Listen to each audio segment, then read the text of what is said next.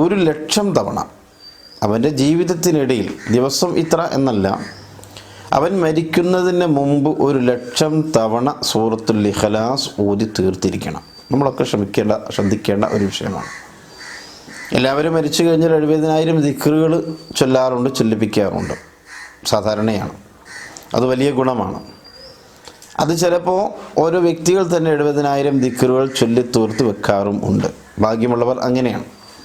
എന്നാൽ സൂറത്തുൽ ഇഖ്ലാസിൻ്റെ വിഷയത്തിൽ പലപ്പോഴും നമ്മൾ അശ്രദ്ധ കാണിക്കുന്നു എന്നതാണ് പരമ യാഥാർത്ഥ്യം. അങ്ങനെ ആവരുത്. സൂറത്തുൽ ഇഖ്ലാസും അതേ പ്രകാരം മരിക്കുന്നതിന് മുമ്പ് നാം ചൊല്ലി തീർത്തിരിക്കണം. ഞാൻ മരിക്കുന്നതിന് മുമ്പ് ഞാൻ തന്നെ സൂറത്തുൽ ഇഖ്ലാസ് 1,00,000 തീർക്കുക. ദിക്ർ വിരക്ഷ മരിച്ചു കഴിഞ്ഞാലും മറ്റുള്ള ആളുകൾ ചൊല്ലിയിരിക്കും. ഇപ്പോൾ തഹ്ലീലൊക്കെ സർവ്വസാധാരണമായി നടക്കുന്നത് കൊണ്ട്